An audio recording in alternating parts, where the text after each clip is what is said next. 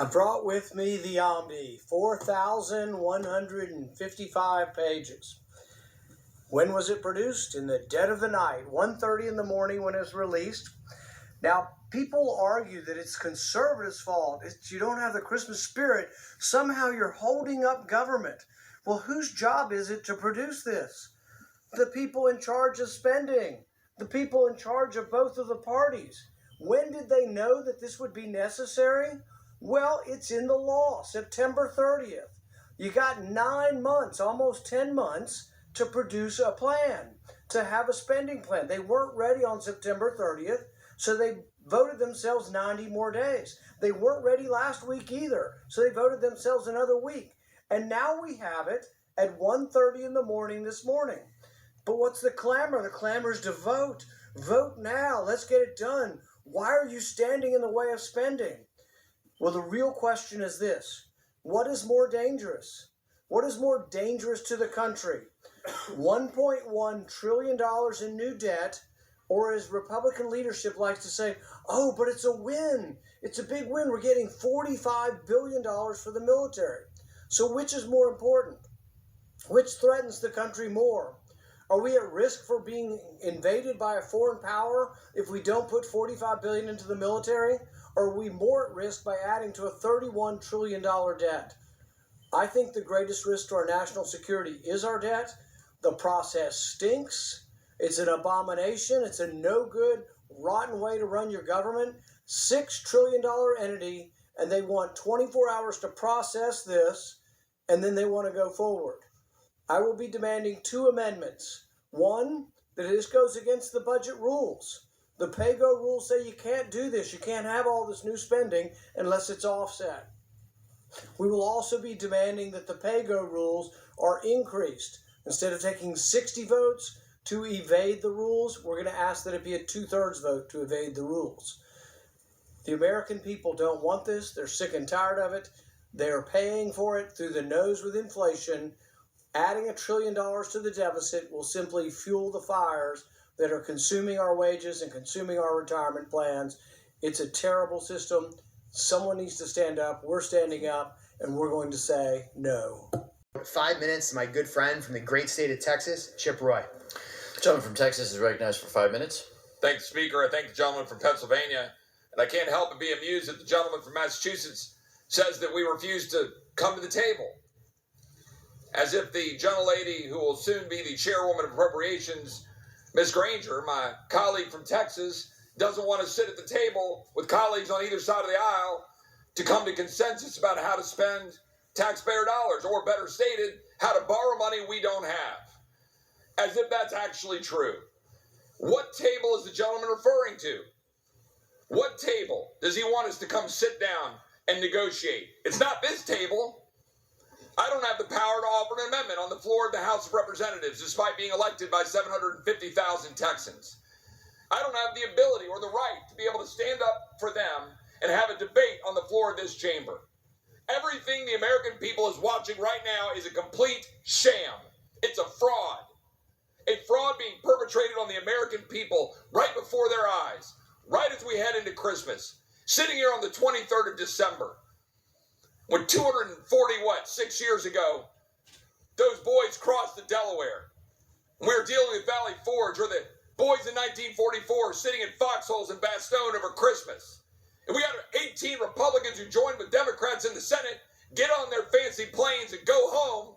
And we're sitting here trying to do the work of the people.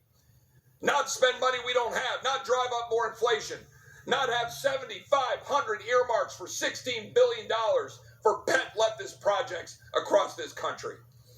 What you see here on the floor of the House of Representatives should make everybody ashamed. The People's House.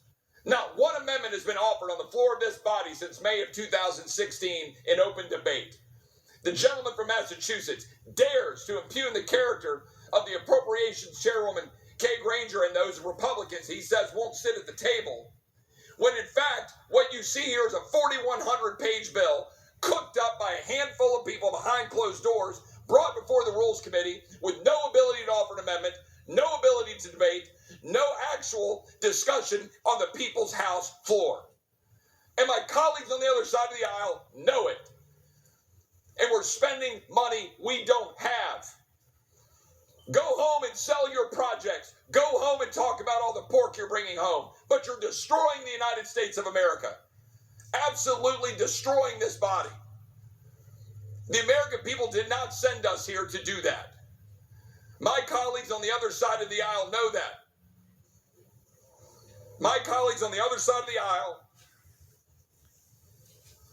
know full well that this body is broken, but do not care.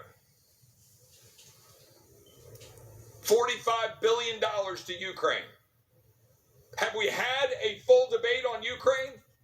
Or do we take $45 billion of funding for Ukraine, package it on a $1.7 trillion bill, invite the president of Ukraine to address this body for theatrics heading out for Christmas in order to jam through a big spending Democrat priority bill that the American people resoundingly rejected in November?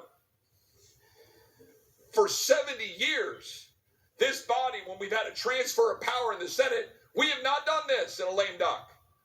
Yet that's what my Democrat colleagues are doing. There are consequences to this. You can't go out and talk about inflation and talk about what the American people are feeling right now when they're trying to fill up their tanks with gas. They're trying to have presents for their families. They're trying to pay their bills. And then come here and dump hundreds of billions of dollars into the economy while the Fed's raising interest rates and people can't afford to buy homes and they can't live, and say you're doing the people's work.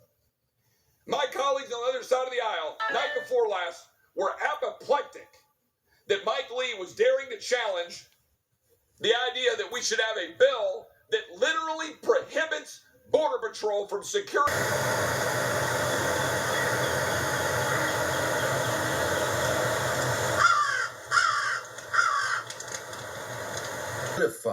What a lot of people have been talking about as far as how it is that a population is conditioned to accept whatever the government says. But let's go ahead and talk about this one first.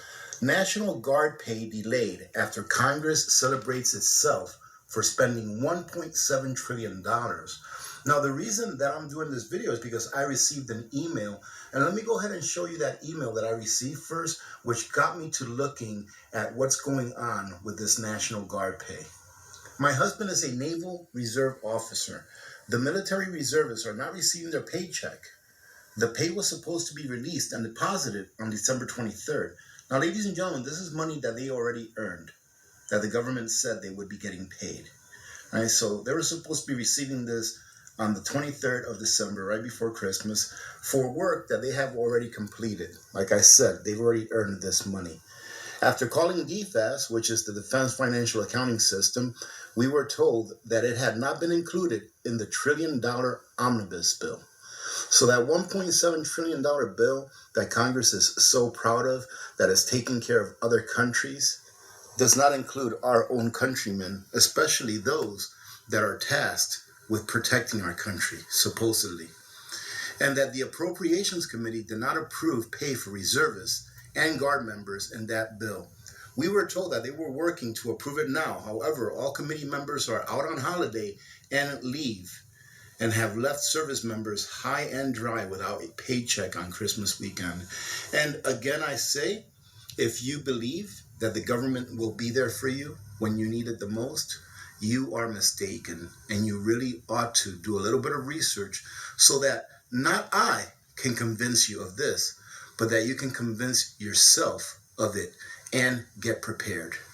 Ladies and gentlemen, let me take a quick minute to let you know all that contingency article. It says here that on Wednesday, the U.S. government came together to celebrate itself for spending another $45 billion of taxpayer money on the war that is happening with the big U and the big R.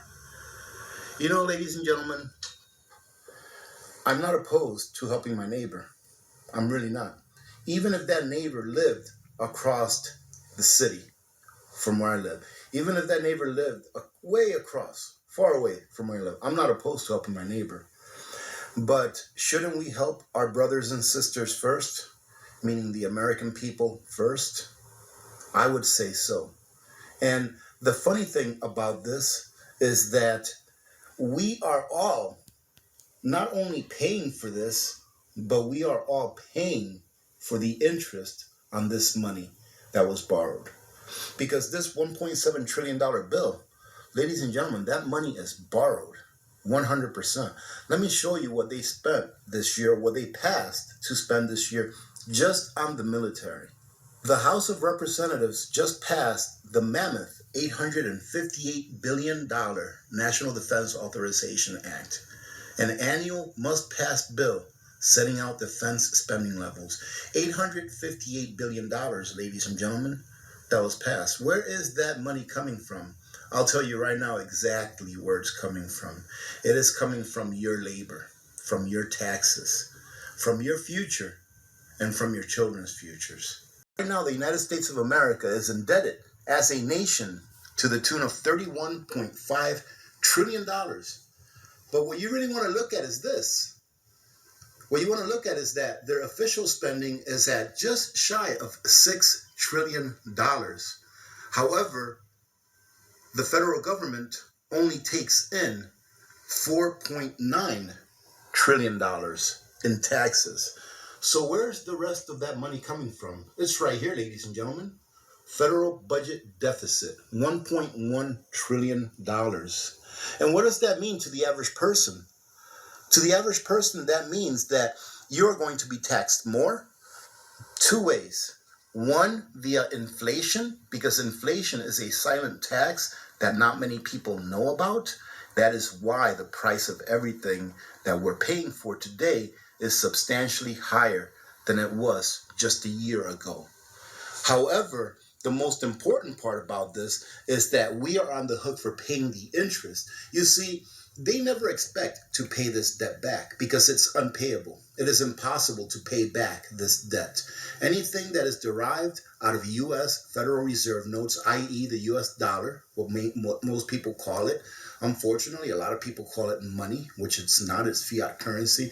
But anything that is derived from a U.S. Federal Reserve note that is a loan to the federal government, we get stuck paying the interest, meaning that it is you and your labor that is backing the Federal Reserve note, because those people or entities that lend money to the United States government, they expect interest in return.